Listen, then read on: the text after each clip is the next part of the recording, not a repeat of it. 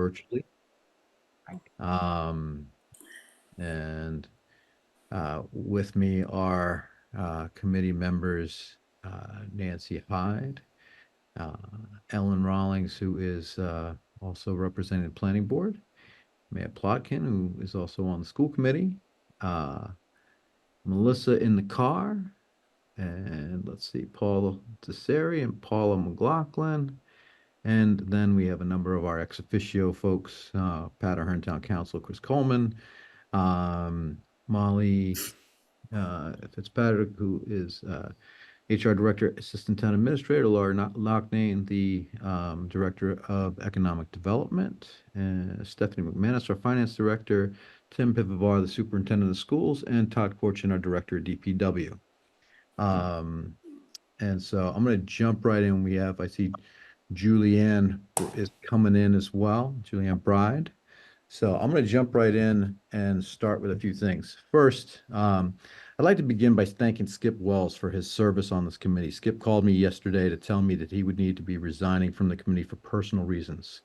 I first met Skip, much like this, at the very beginning of the pandemic, because it was in 2020 that I first ran for the select board. And so everything then was unconventional.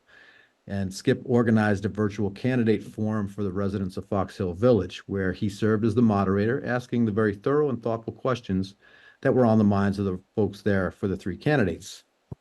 I really enjoyed that experience with Skip and called him afterwards to pick his brain on a number of other ideas. And I always found him to be candid, thoughtful, and very positive in his approach to things, and a genuine friendship formed very quickly. And that's why when this committee was formed, I called him to serve. So Skip, thank you very much for your time, your talent, all your dedication to this committee and the many other groups that you've been on over the years to help make Westwood what it is as a community. Next, I want to revisit our last meeting.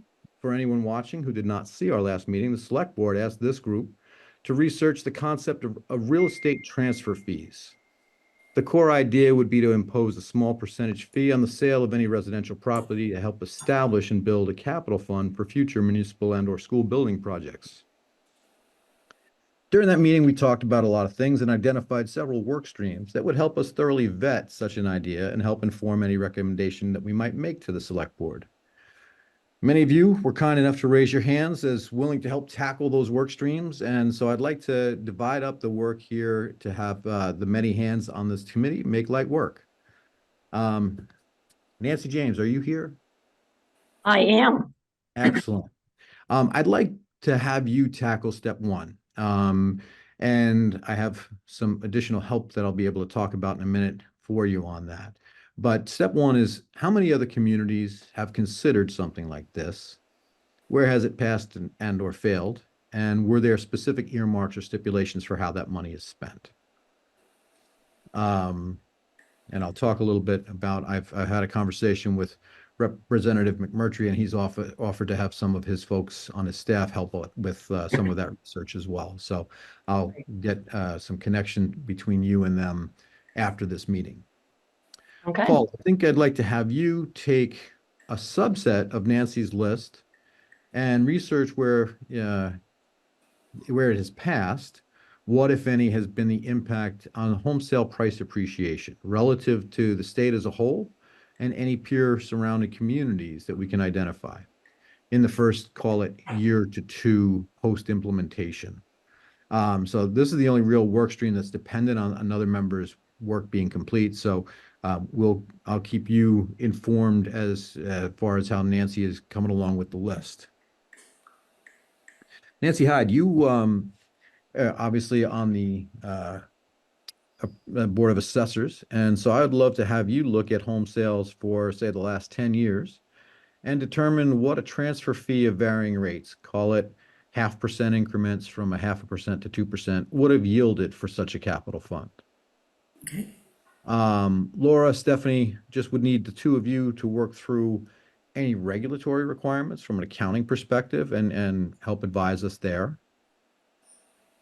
Paula McLaughlin, I see you're on, and I believe at the last meeting you raised a question of what, if any, other methods or ideas have towns implemented to help improve revenue.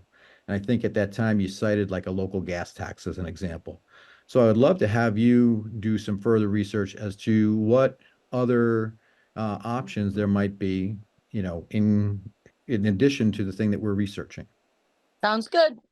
Okay. And then lastly, Julie Bride, I believe you asked if there would or should be an inclusion of a fee on the sale of commercial property. And I'd love to have you work with the assessor's office to understand the number and value of commercial sales over that same 10-year period that Nancy's going to be looking into on the residential side.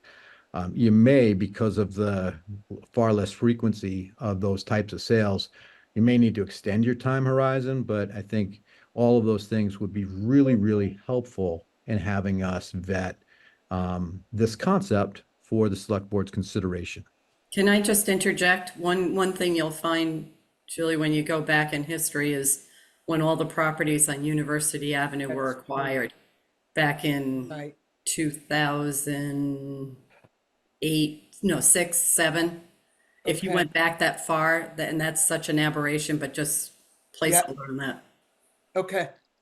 Now, I know that I've sort of divvied up quite a bit of different work, and I'm going to guess that Chris, Stephanie, or others within the town hall staff may also have some suggestions on the best places to source some of that data. So I'll circle with Chris and Stephanie after this, and if we have some great places for you to do some digging, we'll share that with each of you with respect to your respective work streams. So is everybody okay with what they've been assigned so far? Feeling good? I Yes, see Stephanie has her hand up and I see Julie has her hand up. Stephanie. I'm hoping this might be helpful. I think specifically, I think it was Nancy James you assigned this to. We had done some research on the finance team side already, just looking at, you had asked last week or last meeting, how many comparable communities sort of are going down this path. So I can send a spreadsheet, Nancy, I think to you, just showing all communities in Massachusetts, the ones with split rates, the one with CPA, and then also a list of communities that have successfully passed a transfer fee, and then ones that are awaiting state approval. That would be helpful. Thank you. Okay, great. I can pass that off to the group. I'll send it in an email after the meeting. Perfect. Thanks. Thank you, Stephanie. Julie, I see you have your hand up. And you're on mute. I might be getting ahead of you, so I apologize, Rob, if I do, but just reading a couple articles online, there, and I think we talked about this before, it seems that towns at the forefront of this are towns in vacation areas where property values have increased. So one question, and I don't remember if we talked about this last time, but do we know how many rentals we have in town? Airbnbs or rentals or scenarios where people aren't living in their home? I don't know that off the top of my head. I'm sure it's something that we can get. And I'm not sure that that's the only places where this has taken place. That's part of Yeah. why I want to see that list of what Right. communities have considered it, because I know a number of other communities have considered it or have adopted something, but they have a specific piece required for affordable housing, for example. So Yeah, I'm looking for- exactly. I just want to Yeah. understand under what conditions any of those things have been either proposed or adopted. Right. And Okay. so obviously, if there are, what I'll call destination communities, vacation communities that have done something with respect to some of the rental market, Yep. that would be helpful to know as well. And I think some urban communities for similar reasons are, where there's a high rental area and they're flipping homes for that. Okay, Yeah. that was just a question of whether we actually had the data on. Stephanie, are you raising your hand to help answer that question, I hope? No, I'm so sorry. I could probably get it for you. I could look into the Airbnb question, definitely. I just wanted to make 2 quick notes in case it's helpful when people are doing their research. I did get confirmation from the DOR that local option they were attempting to fit into the Affordable Homes Act was not part of the final bill. So any community looking to do this will need to do a home rule petition. So in case anyone's looking into that, it was not part of the final bill. Yep, and I sort of explained that to Rep. McMurtry when he and I had coffee and just sort of talked through this a little bit. So he's going to do a little bit more research or have one of his staff members help us out with that as well. So, That's great. That's great. Thanks, Rob. okay. Next on the agenda, we have sort of just a status and timing update on the facility studies. I can tell you that Doran Whittier has been working very hard on this project. They've been through all the facilities on both the municipal and the school side, and they're in the midst of meeting with various departments who are the primary user groups of those buildings to get a deeper understanding of the conditions and needs. There's also cost estimating going on based on their detailed observations that have been made. Tim, don't know if you want to talk at all about, I think there's just a sort of a dovetail with some visioning work and portrait of a graduate work that you guys are doing on the school side of things, but the preliminary reports are, I believe, due to be delivered late October, early November. Chris, you can feel free to correct me if I've misspoken on any of that. And Tim, if there's anything you'd like to add with respect to sort of your parallel work streams. Sure, I'm happy to go first if you're willing, Chris. So By all means. thanks. So on the school side, they've completed the visits to all of our school buildings that mostly took place during the summertime. We anticipate receiving the capital improvement list soon, and we'll have some internal reviews of that, and then we'll do some sort of public release of that late October, early November on a date to be determined, but we'll make sure we publicize that with the community. And then there's a second phase that will come with that afterwards, which is developing options for the school department, which we anticipate receiving by the end of December and doing that in early 2025, sharing that more publicly with the community. We are doing visioning work simultaneously. We had done some early work in the spring. We're in the process of about to start our portrait of a graduate work. Our first session is tomorrow. We've got about 40 to 50 people in the room for the course of 3 sessions, 2 in October, then we'll do some public vetting, and then in December. That includes teachers, administrators, families, a couple of community members, and I believe 5 students as part of our work as well too. So we're excited to have that group come together to talk about the vision, the future of the schools, because one of the things I say a lot is the buildings are only as good as the kind of education we can deliver inside of them. And so we need to make sure that educational visiting and facilities work go hand in hand. So excited about the public release of some information in the not so distant future. Fantastic. Thank you for that. Chris, anything that I was needing redirection on in terms of the timeline that I laid out? I would say that, so the town began its work. So there was an agreement that if there was going to be any type of capacity issue or any type of issue as far as the dormitory being able to do both town and school at the same time, that the schools would take the lead as far as going first. So we had some matters that we had to work on in the town. So schools began a little bit earlier than us. So we're about 3 to 5 weeks behind the school department. I think we're moving things along rather quickly right now, having team members have the opportunity to speak with representatives from Doran Whittier regarding their space and the space and their needs. So each team member has an opportunity to meet with them and have that conversation. We are expecting something closer to the end of the calendar year, early beginning of the new calendar year. So December, January timeframe is what we're expecting on the town side. But we are moving fairly rapidly right now. Thank you. Thank you for that update. Okay. Tim, I know you have to leave at 8:30, so before you go, would love to get commentary from you and Maya, who served on the permanent or the school building committee, on your impression of the MSBA process and the savings that it yielded for taxpayers to the recently opened and beautiful Pine Hill School, which I was at last night for another meeting. So can you sort of give a summary of your experience with that process? I know you weren't here during this one in particular, but I know you do have experience in other communities with it. Yeah, I certainly do. I'm actually going to defer to Maya first, if that's okay, and if you're okay with that, Maya, and then I'll fill in anything afterwards. Sure. We had a great experience with the MSBA. Getting into that program is difficult, as I think we've told the community repeatedly. We were lucky we got in on the first try. Most communities do not.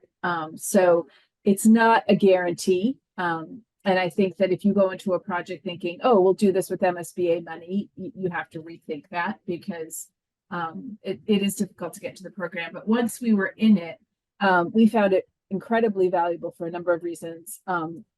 It does take longer than a regular construction project. If you were to do this on your own, you would probably complete it in 2 years. It took us about 5 to 6. But the reason it takes so long is because every step of the way, you're working with the MSBA. It's a very prescribed process. And what it forces you to do is really and truly examine your project at every single step, at every single phase, whether it's in feasibility, through schematic design, through design development and construction drawings. Every single step of the way, you're really examining your project, almost, from the top, and making sure that what you are building is actually what you need and is what the community needs. In terms of the financial incentives, different. May I just, let me just yeah. ask, so when you said sort of that 5 to 6 year period, that's from once accepted, right? Once you're in the program. So we were accepted into the program in December of 2017. And, we sort of kicked off the program in June of 2018. And once we had the town meeting vote to move forward into feasibility, and obviously we opened February of 2023. So it, and we're finishing up the project now, February of 2024. And we're finishing up the project now. So it did take a good 6 years from start to finish. And in total, the what we ended up saving on sort of the total cost of the project probably came in somewhere in the 25% range, just south of 25%, right?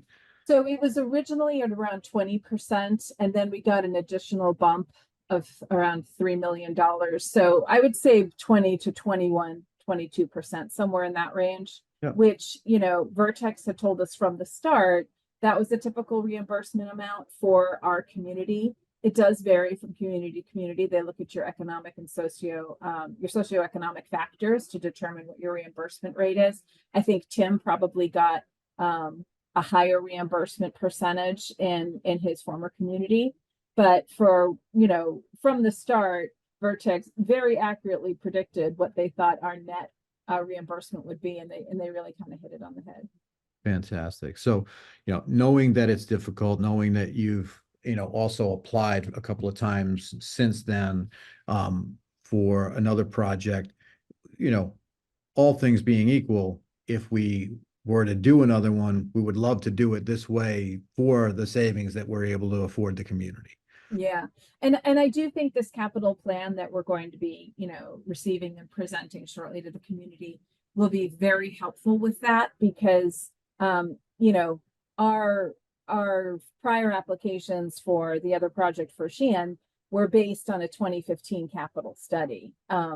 And this is, we've got a new study, it's updated, and there's recommendations in it. And I think that's a pretty powerful story that hopefully we can tell to the MSBA, whatever that story is.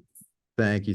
Tim, anything you want to add to that? Yeah, so let me echo that last point that Maya just made, right? And I think that the capital study work that we're doing, and I can say that also from my personal experience in my former district, the MSBA is interested in communities that are well thought out in their process and that are prepared to actually pass a project once it comes to them. So the work that we're doing right now puts us in much better stead with the MSBA. It is a very competitive process, right? And we need to be aware of that and cognizant of that. But if the opportunity presents itself to work with the MSBA again, we'll certainly do so. And I know that they are very happy with the building we have at Pine Hill. They're actually hosting an event for architects and engineers in next month. Not started, they don't want to like a big public thing about it, but particularly I was about to ask that. Yeah. They must point to that building and the process that led to that as sort of a shining star for them in terms of, the effectiveness of the whole process. They do, and particularly in this case, it's around the geothermal aspects of the building, which is a more unique feature at Pine Hill that doesn't exist in a lot of other buildings elsewhere and potentially can serve as a model for other communities. The other thing that I will just add on to what Maya said, and I think the MSBA uses a framing in their process that I think is really important, something that I firmly believe in that we want to keep in mind in our work here, which is that our goal is to find the most educationally appropriate and cost-effective solution to our school needs, right? It's not one or the other. We need to make sure that we strike that balance. And that's why we're doing the visioning work that we're doing. That's why we're doing the capital planning work that we're doing. And I think why the MSBA process is so valuable. I've heard you use that very phrase multiple times, and I appreciate it. So thank you both for that. Can I just interject something? It's sort of a question, but how are you folks handling the ongoing critique of the magnitude of the building? I mean, we've been hearing it ever since we built something like the police station, that it is bigger than we needed. And accusations get made about the school being bigger than we needed. Do you have data that you're able to share about the size of classrooms and the functionality of the building? Are you into that yet, or maybe not so much? I'm just curious. Sure. So the size of the classrooms was prescribed by the MSBA. They have a standard by which you have to build. So the size of the classrooms are they are what they are. And that's based on the MSBA's, educational delivery model and what they feel is important for students to have. And I think we found that it's actually, the teachers are really enjoying the space. In terms of the numbers, we knew we were going to open with a school that was built for a population larger than that was entering the school. And this was based on 10-year projections. I think what we are seeing is that we are filling up the school faster than we had anticipated. And we also have flexibility with the other, districts. So meaning if we see that, we have buffer zones, right? So if we see that Downey is filling up, if there's part of a buffer zone in our district where we could send some people to Pine Hill, and we do have capacity there. I think the capacity will also help with the ultimate capital plan that we're getting to really determine where are we, where, as Tim said, how are we making the best economic decision, in light of the education we want to deliver to our students, and what flexibility do we have with our buildings. But I'm going to let Tim speak further, because I do think it's filling up faster than we thought it would. Well, and just to also, you guys, on a regular basis, evaluate sort of the districting lines to be able to balance all of that as well, right? So, I mean, I would imagine that in addition to the facility study aspect and the various considerations you might be undertaking, is something that you look at on a regular basis to say, how do we best service the community with the facilities and the staff that we have? Yeah, so I would just add, I appreciate that, Rob, and I would also add on to what Maya said. So as part of the facility study work we're doing right now, we have contract to do an updated demographic projection, our enrollment projection. So we'll have that'll be released as part of the study, and we'll speak to that. It is 100% true that this is the largest kindergarten class incoming to Pine Hill that there has been in quite some time. There is sort of the mantra that if you build it, they will come, and that's starting to happen already. So we're seeing that in reality. And as for the size of the building itself, I mean, we talked about the prescriptive nature of the MSBA process. I can even say that, I was not here during the design phase of this building, but in my former district, they were concerned about gross square footage, and we actually brought the hallways in by 6 inches across the building because the MSBA said that we're not going to pay for something that's more than what you need, right? And I think that people on the outside may not be aware of the kind of education that's being delivered inside of the building. So when you look at the neighborhoods, for example, and how alive and how active they are when I walk the buildings on a regular basis, as a place where kids are congregating and learning in groups and learning from each other, there's fantastic stuff happening in that building day in and day out. You should get a video made of that. Seriously. I mean, it's going to be something people are going to talk about for a long time, because it is a phenomenal building, and it's really attractive, and it's grand. It is large, and I think it's not something this town is used to, because we consolidated 2 schools. So to put visual behind what's happening is, maybe will serve you well long term when you go back for other conversations about building needs. I know that we have, 5 minutes before Tim needs to go. I see 2 hands up, Paula and then Melissa. So Paula, why don't you go first, and if it's related to this topic before we lose our experts here? Yeah, sure. Agreed. It's if you build it, they'll come. But I will say I'd be very careful, and this is my PR mind working. I think it's wonderful that Pine Hill looks beautiful. I have a grandson at Downey. That's beautiful. There are other schools that aren't quite as beautiful in town. They are still just as vibrant, and I'm sure great learning is going on. But I wouldn't want other people to, if we promote the beautifulness of and newness of Pine Hill, I think it's could be, there's just two sides to it, right? If you've got a kid at a school that's got some issues, that might be like rubbing salt in the wound. That being said, do we know what the MSB has in terms of a pipeline or an appetite? I mean, there isn't endless amounts of money, or, you know, even if we're a great partner, you know, there could be a lot of people in front of us. Do we know what that looks like? So it's kind of, it fluctuates year in and year out. I know it's essentially the revenue, you know, 1 penny from the sales tax goes to fund the MSBA statewide. And so part of it is dependent upon how the overall economic status in the state and the Commonwealth is going. You know, the last time I sort of was keenly aware was in late 2022. They had talked at that time that they were slowing up the pipeline some. I think part of that is they had some very large high school projects across the Commonwealth that were going for it. I know of one project that was, you know, the overall project budget was around $500 million. I think that was in the city of Revere for high school with a much higher reimbursement rate. So that was certainly eating up a lot of the MSBA funds.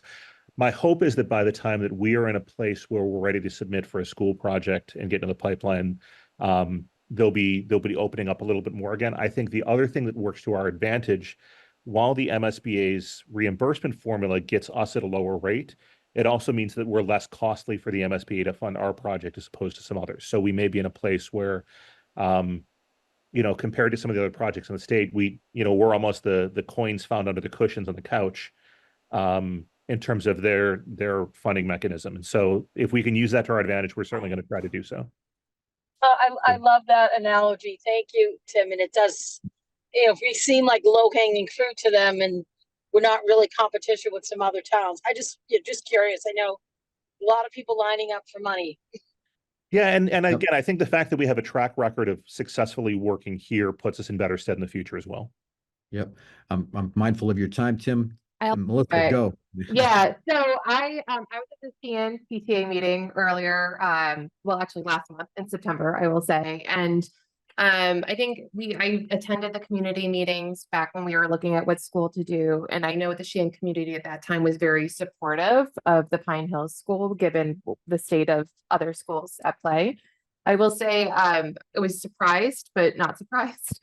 There were a lot of strong feelings that the Sheehan's been kind of a forgotten project. So I'm hearing Maya say that we have applied for other fundings for other projects at times.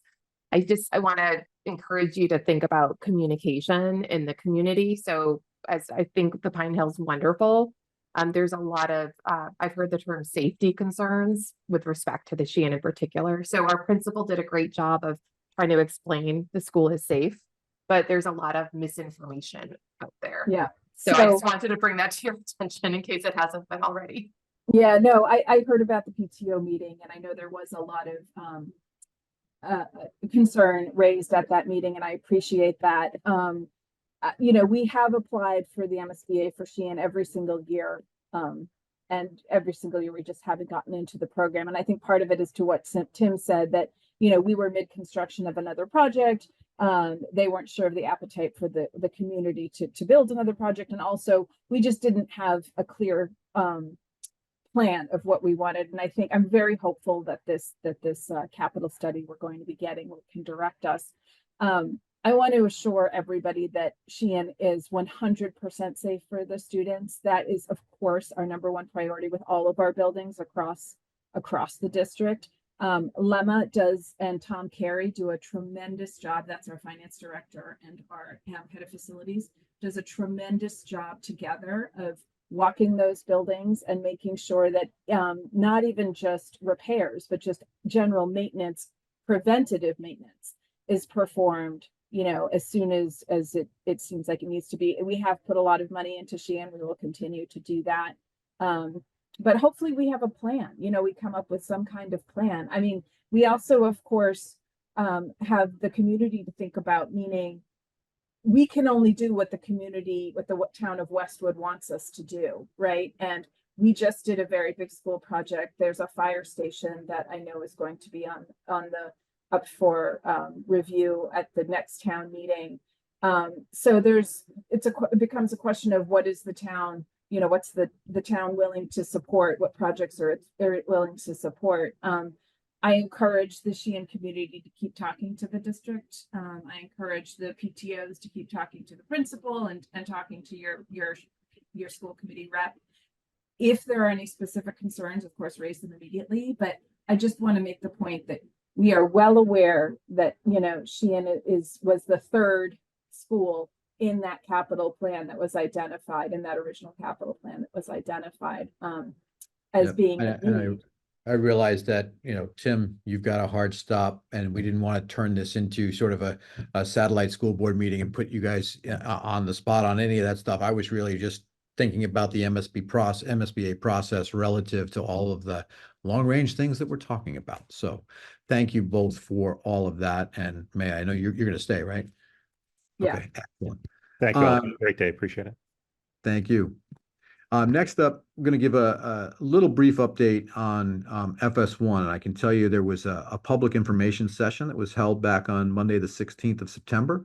You can view that entire meeting, and I encourage you to do so, where both the presentation was held and questions from the community. You can view that on Westwood Media Center's YouTube channel. And we're also fortunate to have Nancy Hyde as one of our committee members who is also on the FS1 working group. So Nancy, if you would, can you give us a quick high-level update on the progress and the process related to FS1? Yeah, I look at who's on this call and I realize that many of you are very much up to date. So some of this might be quite redundant, and for others who this is more helpful to understand, I'll kind of direct my comments your way.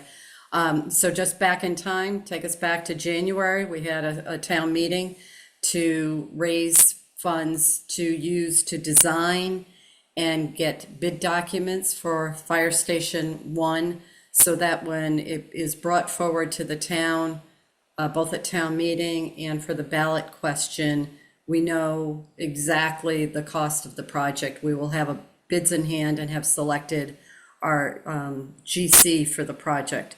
So since then, Chris Coleman formed a working group back in the spring, and Joe Privatera, John Cummings, and I are community representatives wearing, you know, various hats, but having background in the building projects in town, and working with town staff and our consultants. The design consultant is Doran Whittier, who's done our other public safety projects and the Pine Hill School, and also Vertex, who has been an ongoing owner's project manager for the town. So both very familiar with the town.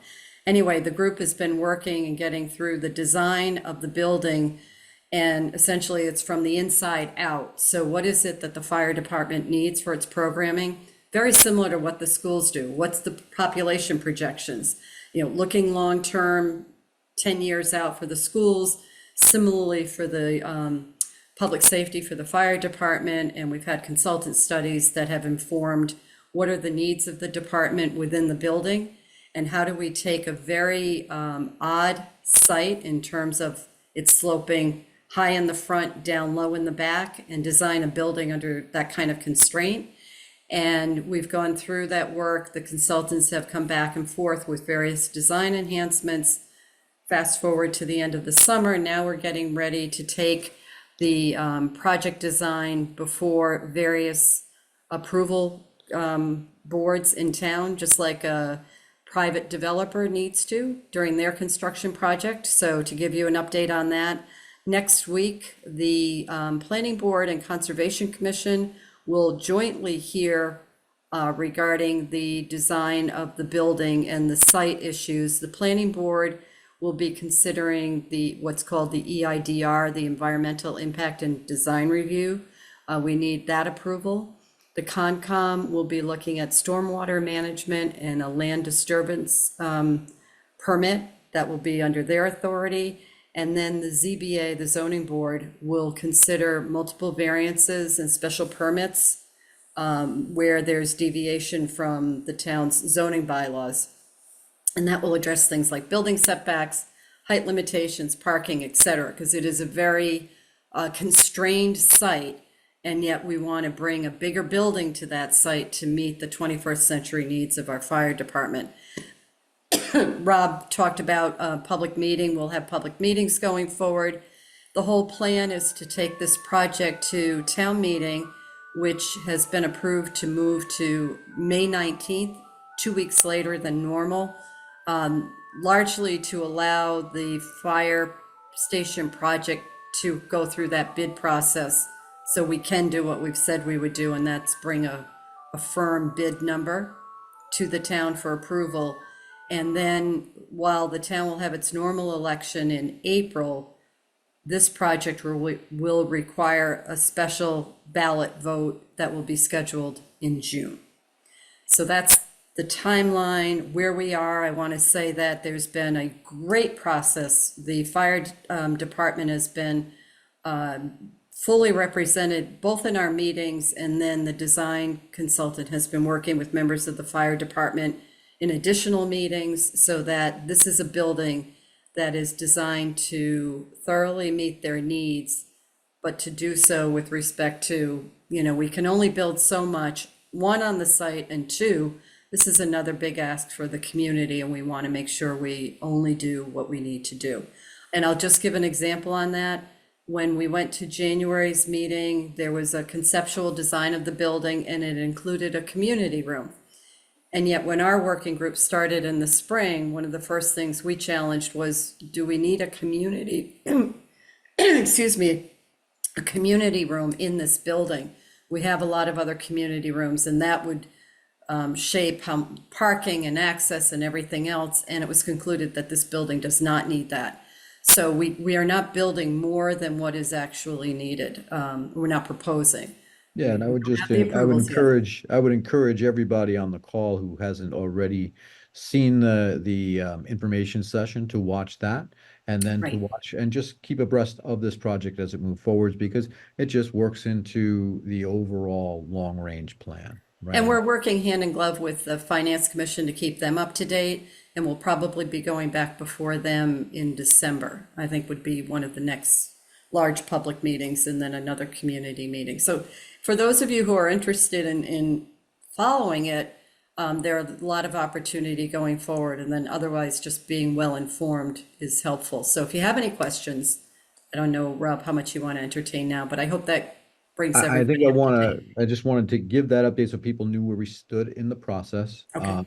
And then I have a couple other things that I want to make sure that we get to in the next 20 minutes or so. So thank you, Nancy, for that You're update. welcome. And then moving on to sort of just current finance, select board met on September 30th, and Stephanie McManus, our budget director, gave us an update on the town's finances. I can tell you this is a very, very busy time of year for Stephanie and her team. They are quite literally working on 3 fiscal years at once. They're closing out fiscal 24. They're amidst the administration of fiscal year 25, and obviously this is the beginning of planning for fiscal 26. Stephanie also had folks in from our consulting group, Siegel, who gave us an update on our OPEB liability. And I encourage you to watch that portion of the select board meeting to hear the information that was presented and the questions and answers that took place during that discussion. The sort of short net of it is that the liability timing has pushed out about 6 years. Based on some updated information, based on actual claims experience, et cetera. So there have been some adjustments that have been made to their forecasting. Stephanie, I don't know if there's anything that you want to touch on in a little more detail on that, but the net impact of those adjustments to their modeling has been about a 6-year push of the fully funding of our OPEB liability.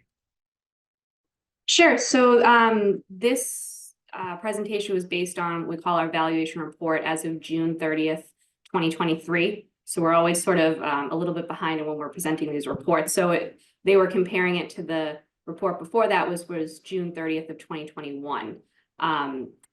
the report in 2021 had some good years as far as where the funds were invested. And so when they came back with this 2-year later report, it was an update on just saying that costs have significantly increased. They were pointing specifically to costs of medications. So they had to work those into their projections, as well as just the retiree benefits and how they're projecting them out as it relates to health insurance. So they came back. So we're still on track from what the town originally had put into place over 10 years ago. They also highlighted that compared to a lot of other communities, we're in a great shape with how we're funding our OPEB liability. We do an annual contribution. I'm sure everyone's aware. One of the articles at town meeting does one contribution towards this fund each year with a $25,000 increase year over year. So they just said we're still on track. It was pushed out a couple years projection wise, just because we have a moving target. That end date is always going to be a moving target. They have to project out costs, 10, 15 years out in the future, how many retirees we're going to have. It changes every year based on sort of who's on our health insurance plans. So they have to, it's an actuarial report. They have to take in so many different assumptions. But the takeaway was that our unfunded liability ratio is still right on track. We're in good shape, and we're just going to continue on our annual funding contributions. Thank you, Steph. And then next on our agenda is looking back at a chart that we first looked at together when we got together in May of 2023. And it forecasts out our debt service relative to our financial policy caps.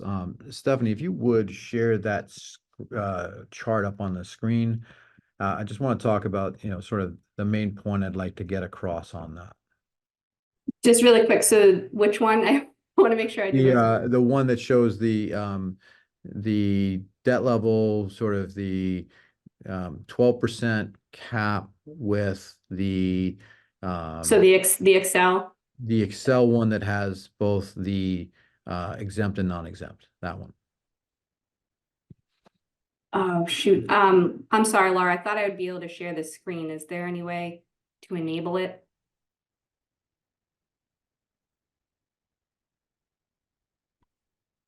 You don't have a screen share right down next to the Q&A button? No, I do. It says host disabled, the screen sharing. So it just has to be turned on. Should be. Hold on, I'm looking here.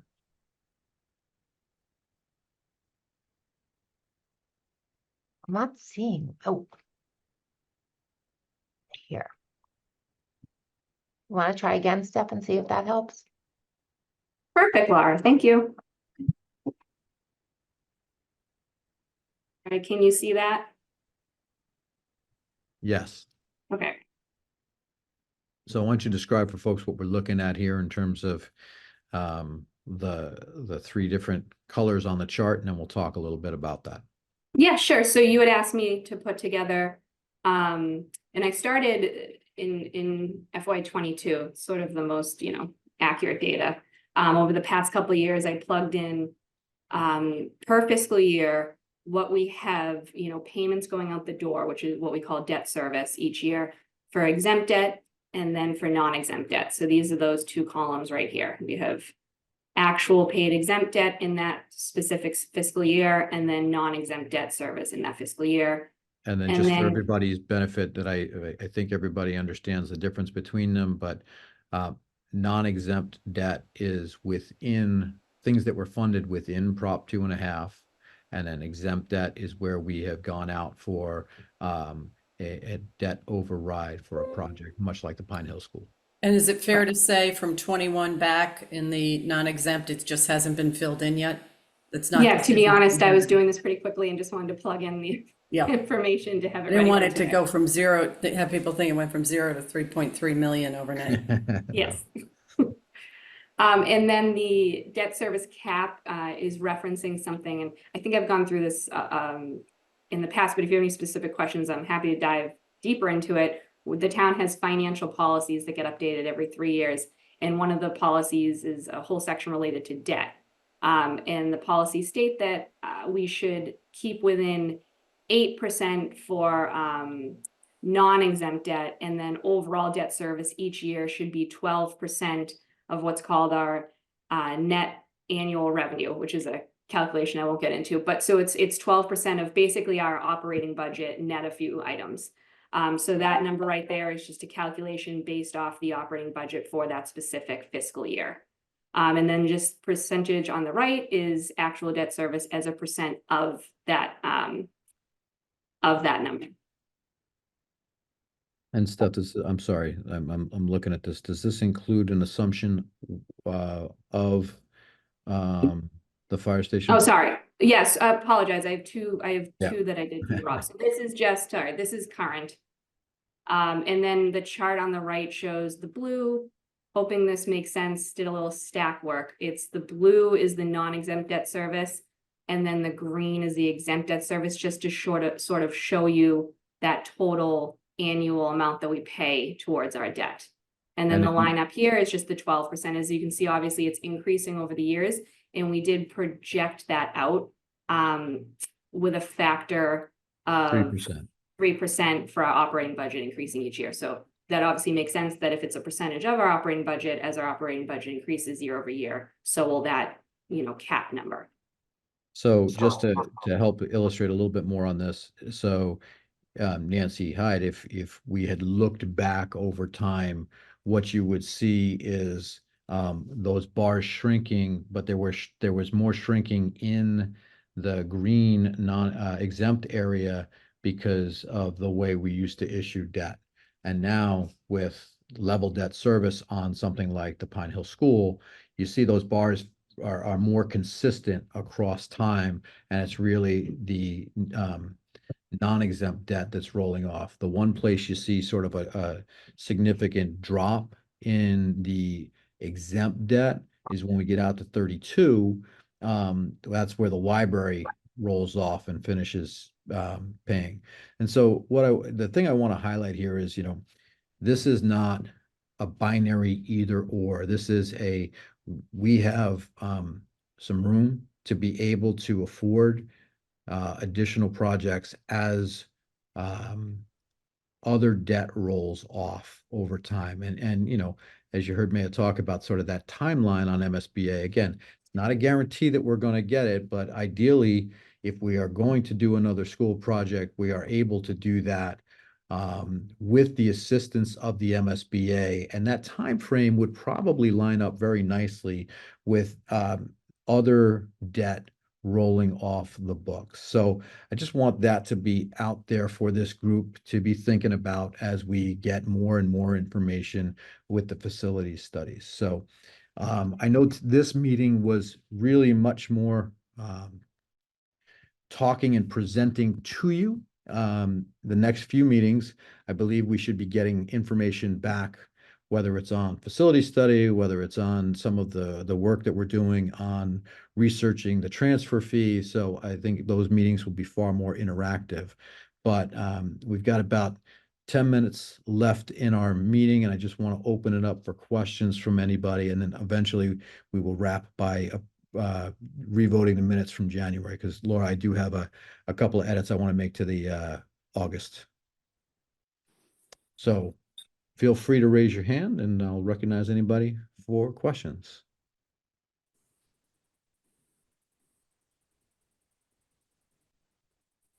Mr. Shapiro is raising his actual hand rather His than actual hand, I didn't see Zoom it. hand. Yes, throwback. I was just wondering, Stephanie, if you might do that chart with sort of on a pro forma basis. And I know we don't know what the timing is of the fire station or what its size is, but just taking whatever the best guess is, so we just see. Yep. Yeah, that was we have that. Why don't you pop that up, Steph? Do you want me to do it with the fire Yeah, station? the first chart we were looking at. Okay, Yeah. I will caveat this with, this is a number I made up. That is not, Yep. okay. Oh, okay. So this does include a placeholder. So not this one, Phil. Hold on a second. This one here, because you see the bump in 26. Now, Right. this is as Stephanie said, this is a number plugged based on the rough ballpark that is being considered, an interest rate and a term, right? So all of those are variables that we have no firm grasp on at the moment until we have, bid in hand, and we're in a now finally a declining rate environment. So hopefully that's working to our advantage. And then obviously the term is a big factor in just how much that adds to the debt service relative to our caps. Okay, great. Thanks very much. Sure thing. Paula, I see you have your hand up. Yes, now I apologize if I should know this, but I think the last time we talked about it, it hadn't been decided on what is going to happen to the old Deerfield School. So I can tell you that the school committee has a subcommittee that is looking at the various potential uses for that school. I will defer to Maya.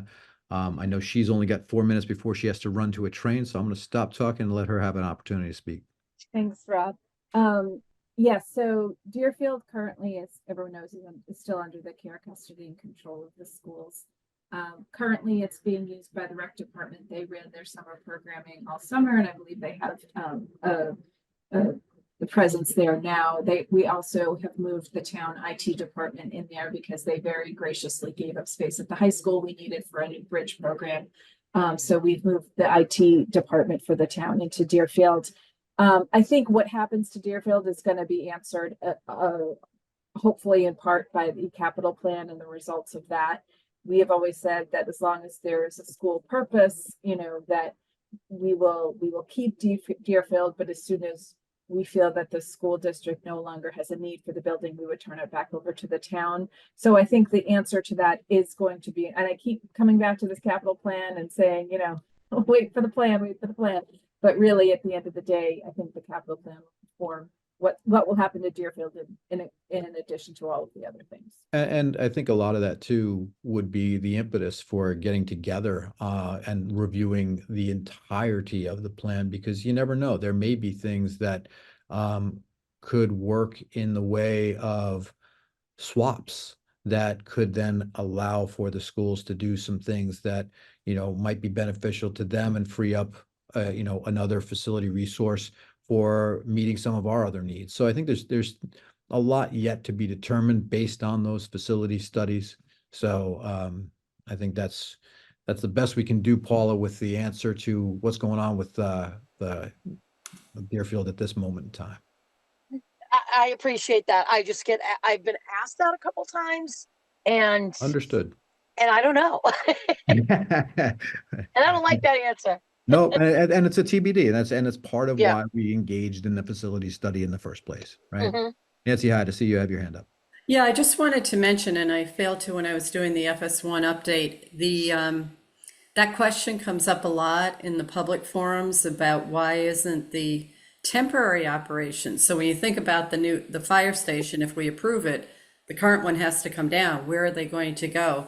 The plan is to establish some trailers and a spring structure for equipment over on the American Legion property, which is behind Town Hall.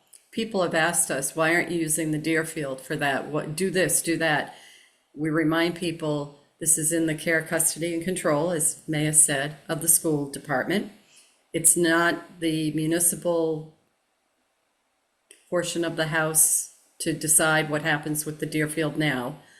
And the fire department has said that's actually not a great location there to think of that as the site for the temporary. It's more expensive, but long-term, people have actually said, why don't you put the fire station there permanently? Long-term, it doesn't have the access that a high street location has for speed of delivery of service. And that term is response time. It would add additional time onto response time long-term. So I just wanted to say that we keep getting asked that. It doesn't mean it's being entertained any further. It's not the answer, but the temporary operations has been discussed as part of the overall project. Thank you, Nancy. Todd Corchin, I see you have your hand up. Yeah, Rob, I just have a quick comment and then I actually have to jump off in a few minutes. But just with respect to the Deerfield, and this would be a question for the schools to answer, but is there still an ongoing maintenance program there associated? I'm gonna preempt you there in that we no longer have anybody from the schools. Maya had to run to catch a Oh, train. she jumped off. So she Okay. did. So So maybe I'll just voice the concern then, is just making sure that that building infrastructurally and planning out is still being tended to as if it was an ongoing operating school facility, because I would hate for us, be at the municipal side, to inherit it and then have the neglect of not looking at that building as if it was fully operational over the course of time between now and then. I'm gonna turn to Jimmy and ask you, do you know anything from your counterparts on the school side as to what they're doing on a regular in there? The schools are still responsible for all the maintenance on the building. So that all that work is still under the school department, not the town side right now. Right. It's just like the big ticket items, like, should a roof project pop up out of nowhere, or Not that that's ever happened, Todd. right. I mean, it's just all of a sudden it pops up conveniently when the municipal side absorbs that conveniency. of it popping up. I would hope that what we get back from the facility studies will have a pretty good evaluation on, the conditions there. Yeah. That doesn't mean that, a storm couldn't happen and something pop somewhere, but yeah. It might be that that's a good question for Chris to carry to the budget steering committee. Yep. Yeah, you've got the right people there to make sure that as they budget capital. Just that budget steering group that is Chris and Tim and. Right.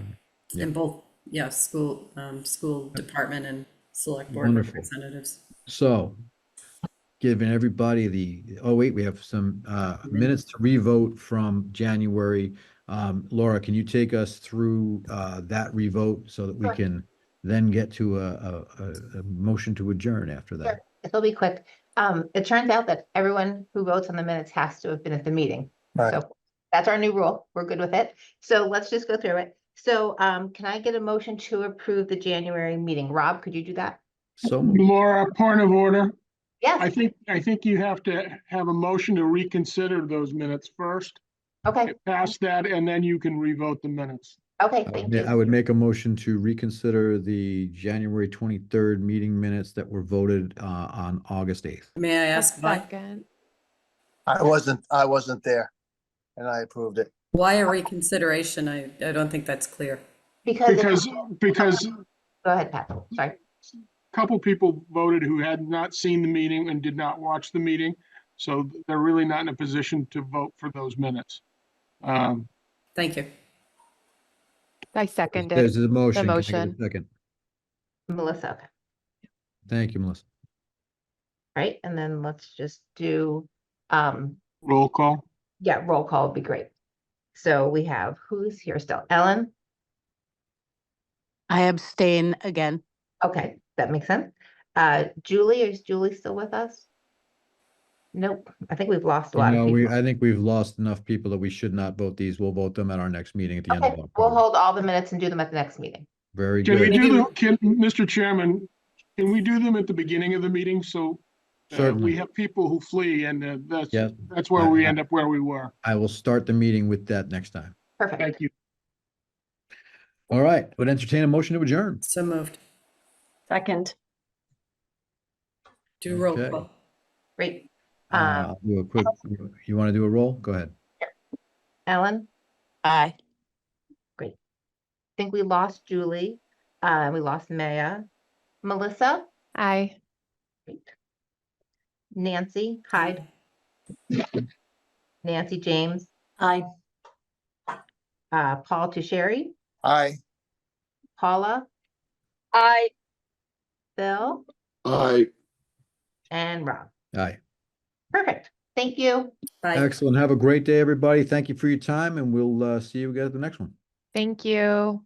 Thanks Bye. all. Bye-bye. Bye. Ready?